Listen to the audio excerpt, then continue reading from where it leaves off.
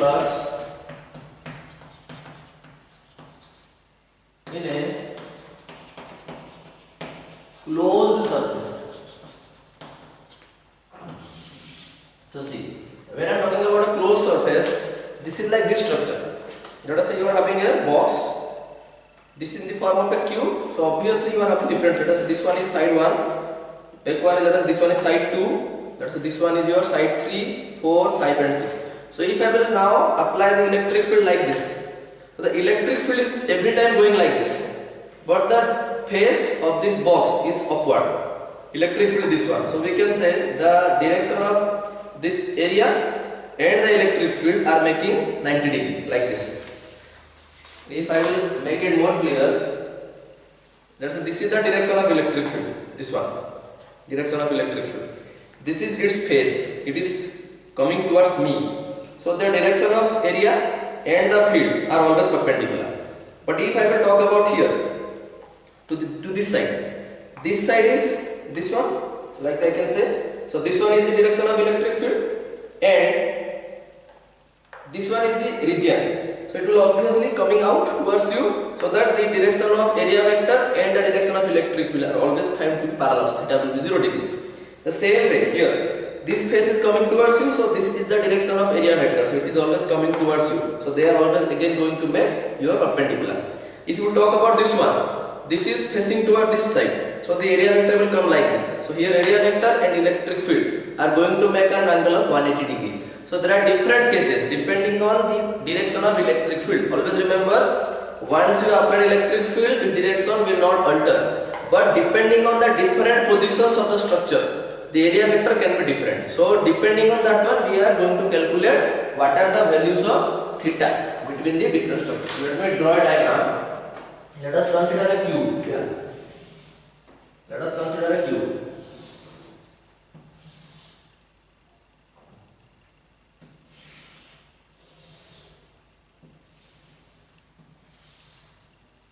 Let a cube is being drawn and number the surfaces. Let us say you are going to draw, let us say this one is 1, that side, clear? Then the front one is, let us say 2, clear? Then this side one is, let us say 3. Then the back one is, let us say 4, or I can write like this. Back one, let us say 4. Up is 5, let us say down is 6. That means this. If I will talk about this structure with this one, you can say this one is 1, like this, the side. 2 is this one, clear? You need to be very much clear about it. Let us say this one is that side 1, like this. 2 is the face one, clear? And the 3 is this side. The 4 is the back side, clear? The back side. 5 is the upward. And 6 is the downward. So here, if I will say that the electric field is acting in this direction, like this, that means the electric field is coming like this. So you can see 1 is having area vector of this one. Clear? So electric field is coming like this. So theta will be 180.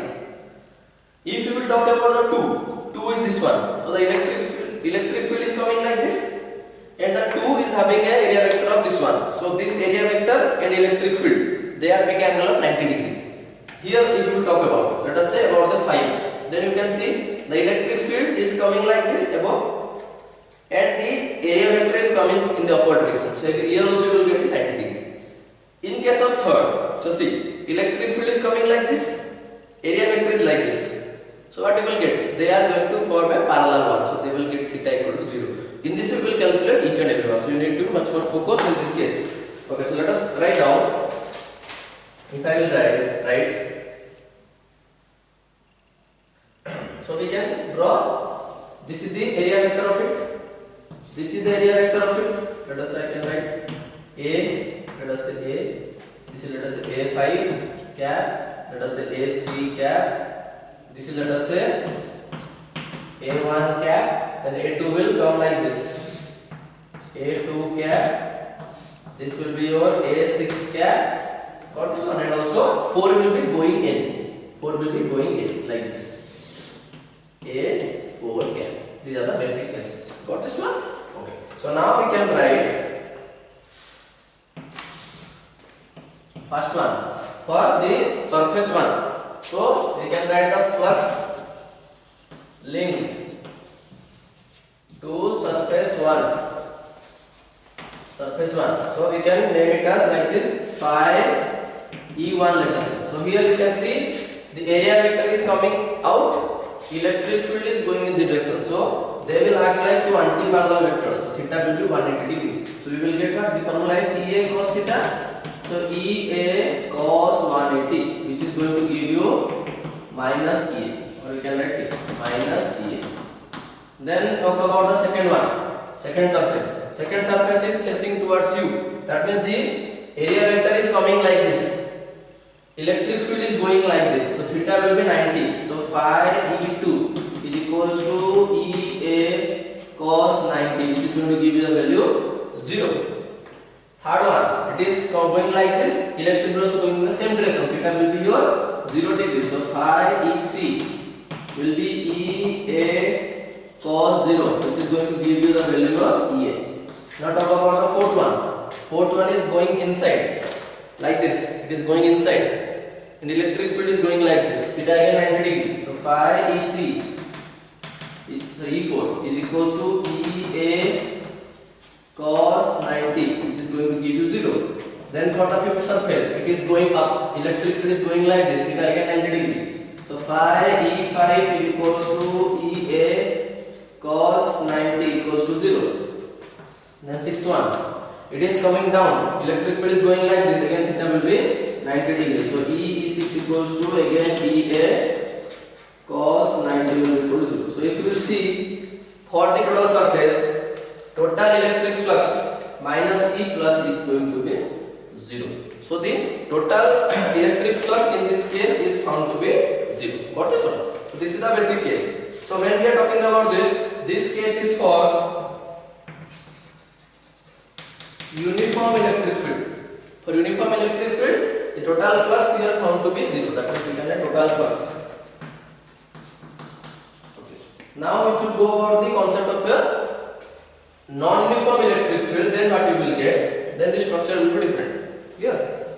Okay. So you need to remember this particular diagram very clearly. This is a quite necessary concept. So now if you go for the non-uniform electric field, so the flux will not become 0 then. Not this one. So we can write here, let us consider there is a wire having positive charges on it.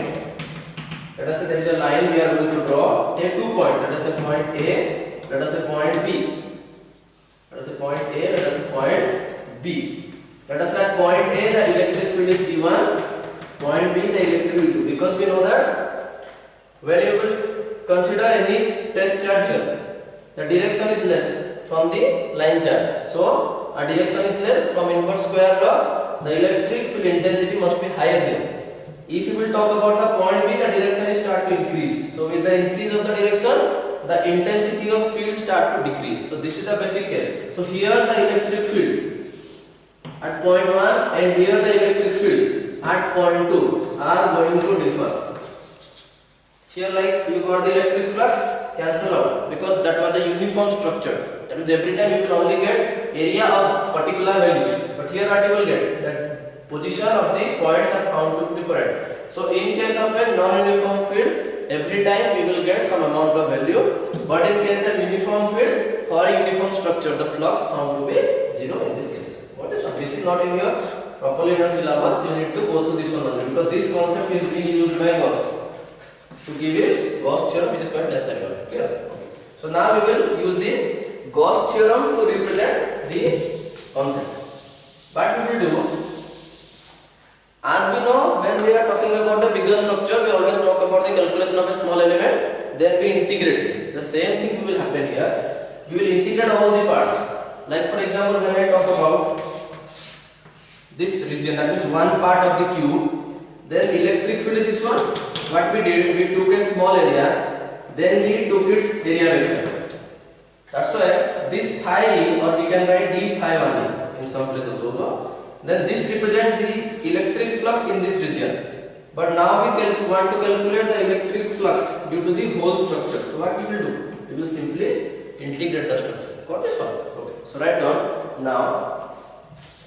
We will draw Again we will draw a smaller cube.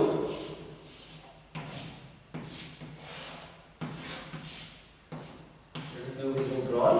Then let the area vectors. So this was the third place it was there in your diagram. This was the sixth one. It will be DA6. This will be DA1. This will be DA5.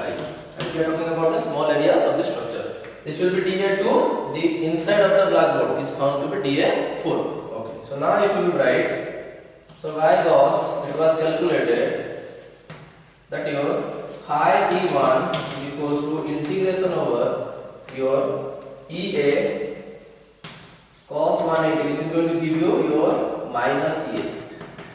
Clear? In the same way, phi E2 also you will get integration over EA cos 90 going to give you 0. We are talking about the whole structure now.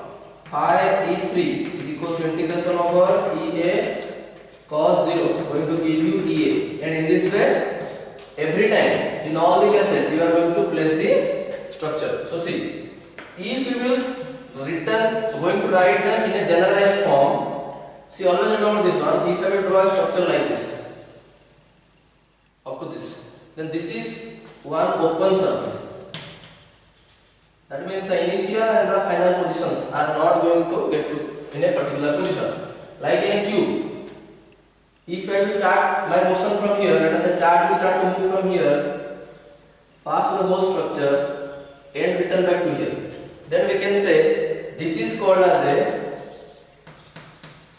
closed one. So for Gauss law to be satisfied, the structure needs to be a closed one. If it will be open one, then there will be no presence of the electric flux. So see, as we have written for the first surface, the expression was this one. Second expression this one, third is this one. So when we will talk about first, second, third, fourth, 5, 6, all the 6 structures when they will merge, they are going to give us a complete cube. So the complete cube is in a closed surface. That's why in generalized mathematical form we can write that the closed surface, or we can write the electric flux is nothing but, we can write this one. You can write either S or no. So this represents your a closed surface.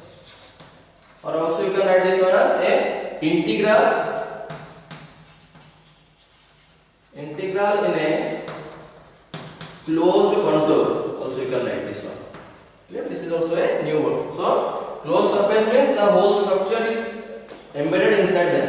Then we will get your for example E dot ds. So when I am writing E dot ds means what is the meaning of this one? Closed surface 1 E dot ds1 plus closed surface 2 E dot ds2, or let us say dA2 as per the diagram, dA1, and in this way you will get for the ds6. So this is the generalized formula for your basically, so like this up to what you will get 6 E dot ds6.